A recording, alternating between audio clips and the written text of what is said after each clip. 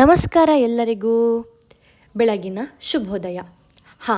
ನಾನಿವತ್ತು ನಮ್ಮೂರಿನ ದೇವಸ್ಥಾನದಲ್ಲಿದ್ದೀನಿ. ಯಾಕೆ, ಏನು, ಎತ್ತ ಅಂತೇಳಿ ಹೇಳಿ ಗೊತ್ತಾಗಬೇಕಾದ್ರೆ ಈ ವಿಡಿಯೋನ ಫುಲ್ ನೋಡಿ.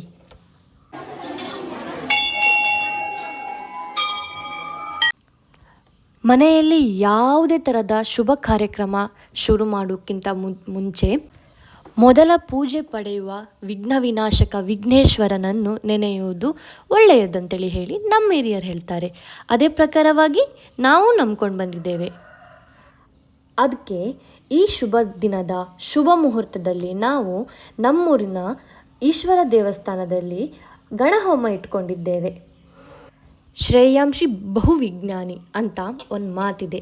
ಅಂದರೆ ನಾವು ಯಾವುದೇ ತರಹದ ಕೆಲಸ ಮಾಡಬೇಕಾದ್ರೆ, ಯಾವುದೇ ಥರದ ಕೆಲಸದಲ್ಲಿ ನಾವು ಶ್ರೇಯಸ್ಸನ್ನು ಪಡಿಬೇಕಾದರೆ ಬಹುವಿಜ್ಞಾನಿ ಅಂದರೆ ವಿಘ್ನ ವಿನಾಶಕನಾದ ವಿಘ್ನೇಶ್ವರನನ್ನು ನೆನೆಬೇಕು.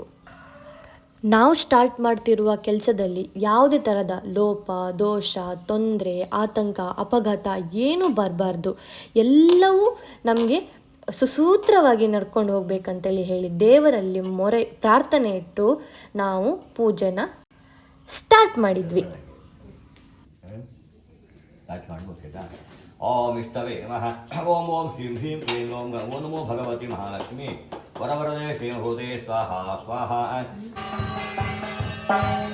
ಈ ಪ್ರಪಂಚದಲ್ಲಿ ನಮಗೆ 1000 ಜನ ಒಳ್ಳೇದು ಬಯಸೋರು ಇರ್ಬೋದು, 1,00,000 ಜನ ಒಳ್ಳೇದು ಬಯಸೋರು ಇರ್ಬೋದು, ಅಥವಾ ಕೋಟಿ ಜನವೇ ಒಳ್ಳೇದು ಬಯಸುವವರು ಇರ್ಬೋದು. ಆದರೆ ನಮ್ಮ ಮಧ್ಯ ಒಂದು 4 ಜನ ಆದರೂ ಹೊಟ್ಟೆ ಉರಿ, ಮತ್ಸರ, ಕೋಪ, ನಿಷ್ಠುರ ಮಾಡುವ ಜನಗಳು ಸರ್ವೇ ಸಾಮಾನ್ಯ. ಅದು ಎಲ್ಲರ ಜೀವನದಲ್ಲೂ ಇರ್ತಾರೆ. ಆ ಥರ ವ್ಯಕ್ತಿಗಳಿಂದ ನಮಗೆ ಯಾವುದೇ ಥರದ ತೊಂದರೆ ತಾಪತ್ರೆಯ ಬರಬಾರ್ದು.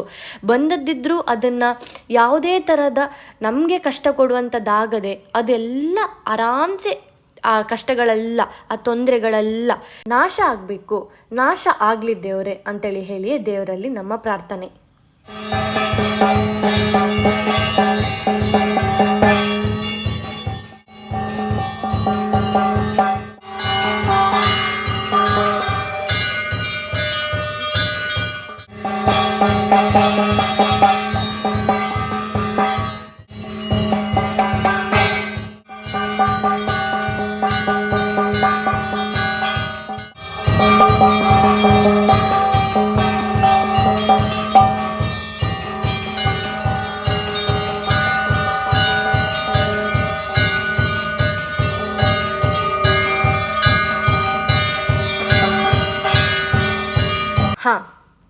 ಇಷ್ಟೆಲ್ಲ ಶುಭ ಕಾರ್ಯಕ್ರಮ ಅಂತೇಳಿ ಹೇಳಿ ನಾನು ಒತ್ತಿ ಹೇಳಿದ ಮೇಲೆ ನಿಮಗೂ ಒಂದು ಡೌಟ್ ಬಂದಿರುತ್ತೋ, ಎಂಥ ಶುಭ ಕಾರ್ಯಕ್ರಮ ಅಂತೇಳಿ ಹೇಳಿ.